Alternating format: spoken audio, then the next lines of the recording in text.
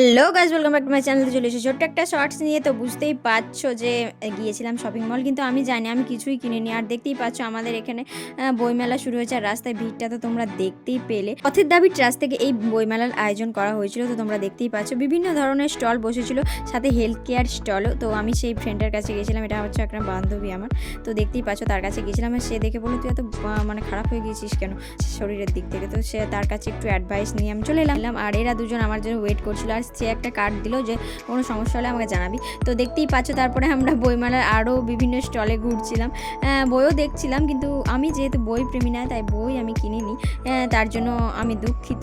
তোমরা অনেকেই বলবে বই মেলাতে বই কেন কেননি। আর কিছুক্ষণ পর তোমরা দেখতেই পাবে যে এটা বই মেলা না মানে খাদ্য মেলা, মানে বিভিন্ন ধরনের স্টল বসেছে। আর এখানে বিভিন্ন এক্সকারশন চলছিল সায়েন্স এক্সিবিশনে। এখানে অনেক স্কুল তাদের এক্সিবিশন রেখেছে। তো দেখতেই পাচ্ছ এখানে সোলার সিস্টেম একটা, এটা আমার খুব ভালো লেগেছে। বাংলা সাহিত্যের বিভিন্ন কবিতা তারা ছবির মাধ্যমে তুলে ধরেছে। আর এখানে বাটুল দি গ্রেট আমার ফেভারিট ছিল ছোটোবেলায়, এখনও আছে। আরও ছিল নন্টে ফন্টে, সেটাও ছিল। সেটার ক্লিপস আমি নিতে পারিনি। আর বিভিন্ন ধরনের স্টল তোমরা দেখতেই পাচ্ছ, বিভিন্ন ধরনের হাতের কাজও এখানে দেখতে পাবে। এর আগের বছরের বইমেলায় পুষ্প প্রদর্শনী হয়েছিল, তো এবার এটা হয়নি। আর এখানে বিভিন্ন ধরনের কারুকার্য করা হাতের শিল্পী তারা এসেছেন এবং তারা সেগুলো বিক্রি করছেন। তো দেখতেই পাচ্ছ বিভিন্ন ধরনের এক্সকারশন তোমাদের সামনে তুলে ধরলাম। এইটা হচ্ছে একটা স্টল দিয়েছে, ফুড স্টল। তো তোমরা দেখতেই পাচ্ছ। আর এইতে ম্যাজিক দেখাতে খুব ভিড়, তো তোমরা দেখতেই পেলে। আর এই বার্গারটা দেখে আমার জাস্ট মানে আমি ছিটকে যাচ্ছিলাম, কিন্তু আমি খাইনি। আর এদিকে দেখতেই পেলে ওই নিয়ে আমরা হাসাহাস করছিলাম, আমরা বার্গারের ক্লিপস নিচ্ছিলাম। তো দেখতেই পাচ্ছ পুরো মেলার মধ্যে ঢুকে গেছি, মনে হচ্ছে বই মেলা। কি তোমাদের মনে হচ্ছে?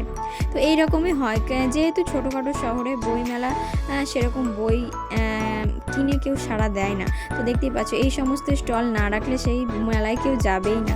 সেই জন্য আমাদের এইরকমভাবে স্টল দেওয়া হয়। এখানে একজন খুব সুন্দর গান করছিল, সেই জন্য তার ক্লিপসটা একটু নিলাম। তারপরে এখানে পাপড়ি চাট খেতে এসে তো মানে ভিড়ের মধ্যে শেষই হয়ে গেলাম, এত ভিড়। তারপরে দেখতেই পাচ্ছ এনি আর হাত দিয়ে না, চামচ দিয়ে তুলতেই পারছিলেন। আর দেখতেই পেলে সেলফি জোনে কত ভিড়, মেলার ভেতরে চরম ভিড় থাকায় আমরা বাইরেই কাকুর কাছে ফুচকা খেতেছিলাম। কিন্তু আমরা ফুচকা খাইনি, খেয়েছিলাম দই ফুচকা। আর স্পন্সর ছিলাম আমি, জোক সপার। তো দেখতেই পাচ্ছ তারপরে আমরা পাঁচপুরা চপ নিতে গিয়ে তো দাঁড়িয়েই থেকে গেছি। তারপরে এখানে মোমো খেতে এসেছিলাম, কারণ ওখানে মানে মেলায় মোমো খাওয়ার মানে না খাওয়া অনেক ভালো, কারণ আমি একবার খেয়ে পস্তেছি। এখানে বিভিন্ন ধরনের গল্প করছিলাম বসে বসে, আর হাসছিলাম। আর ইনি ঘুমিয়ে পড়েছেন, কারণ মোমো আসছিল না অনেকক্ষণ ধরে, আর আমাকে জ্বালাচ্ছিলেন। দেখতেই পাচ্ছ, এই দেখো দেখতে পাচ্ছ আমাকে কি ভেবেছে জানি না। তো দেখতে পাচ্ছ ফাইনালি আমাদের মোমো চলে এসেছিলো এবং আমরা মোমো খেতে স্টার্ট করেছিলাম। মোমোটা খুব অসাধারণ ছিল।